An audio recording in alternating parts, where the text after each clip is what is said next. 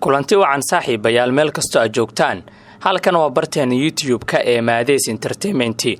waxaan idinkugu soo gudbinaa dhacdooyin iyo muuqaalo madadaalo ah intaan muuqaalkeena gudagelin fadlan daawada subscribe inoo saar YouTube-keena kadibna furo gambaleelka si muuqaal kasta oo aan halkan soo gelino uu kuugu soo dhaco waa suurtagal inay kula fududahay balse inaga faa'iido badan ayay inoo leedahay sidoo kale like-ta naga ilaabina si uu dad badan u gaaro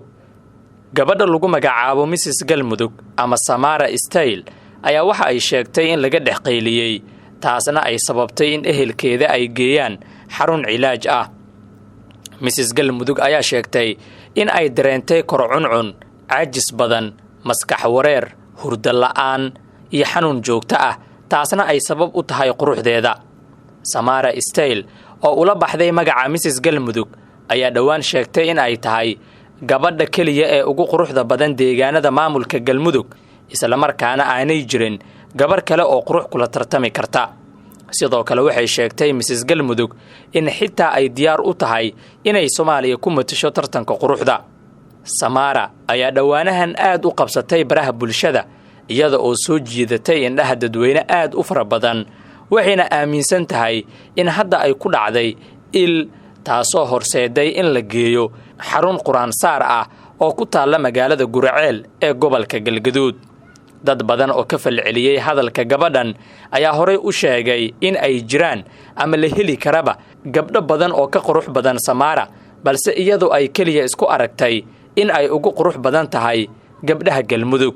quruxda lagu sheegayo waa qalbiga iyo kalsooni hadaad haysato kalsooni sidoo kalena ay ku dhameystiran yihiin xubnahaaga ma jirto wax ka maqan oo qurux ah muuqaal cusub oo ay soo duubtay ayay ku sheegtay in dadka ka korqeyliyay inantan ay yihiin gabdho hooyooyin iyo rag xitaa caruur ayay sheegtay inay ka soo korqeyliyeen kuwaasi oo ay sheegtay inay ka xun yihiin quruxdeeda sidoo kale waxay carabka ku dhufatay Samara Style in xitaa gabdhaha ka soo korqeyliyay ay yihiin kuwa ay garanayso oo ay isku xaafad yihiin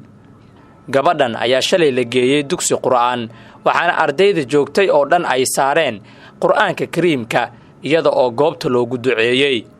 kadib markii ay ka soo baxday dugsiga quraanka kariimka ee quraanka lagu saaray ayay warbaahinta la hadashay sidan ayayna tiri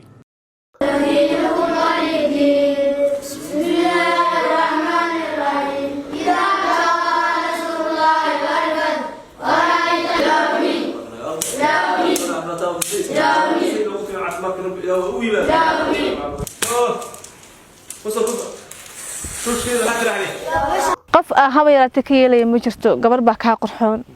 anigana waan soo ogahay inaan qurxoonahay bulshadana way ogtahay ilaahayna wuu ogyahay marka horta maraad isku eego quruxda dadka horta iga sheegaya markaas baa horta rumaystaa dee qof inaan qurux badan ahaana dee bulshada ay sheegtay hadartana ay sheegayo quraasaar baa ii socday maanta ay soo gabagabay alxamdulillah ilaahay baa mahad iska leh dee waxa adiga ay daawanayaan dee maanta wixii ka bilowday waxna igama qaadi kartay il iyo waxaas oo dhan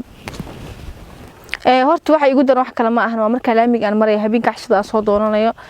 dee markaas baa horta igu daran dee aniga xataa wallahi waan xishooda toobto dadka dhan ay soo eegaya korcun baan dareemaa madaxa sakay xanuunay dee wax ka dee gabar ka dhax qayliso inta lagu arkay dee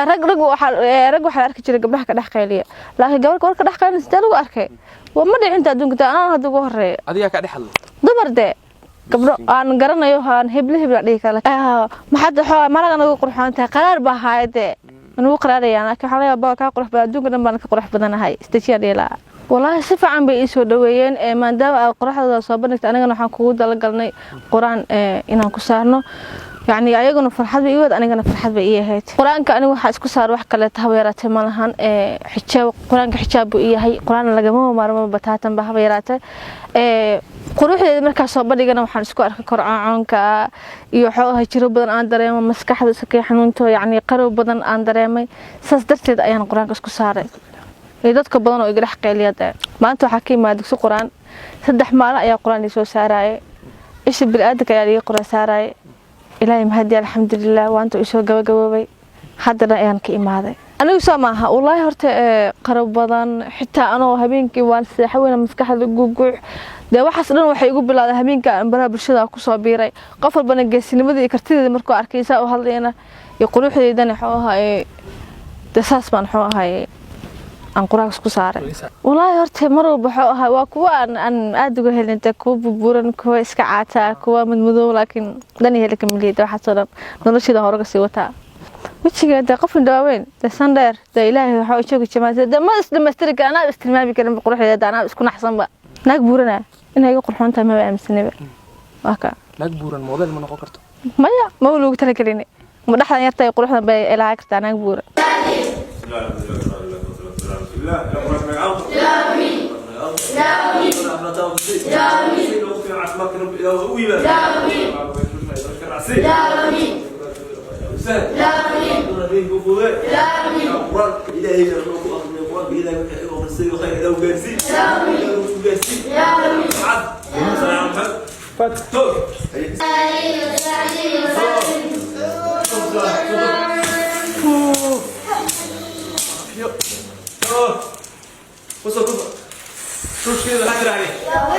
daawade waad ku mahadsan tahay haddii uu muuqaalkan ku soo gaaray si aan u soo badinno aadna ula socoto muuqaalada iyo dhacdooyinka aan halkan ku soo daabacno fadlan subscribe saar youtube-keenna kadibna riix gambaleelka sidoo kale like saar muuqaalka si uu dad badan u gaaro mahadsanid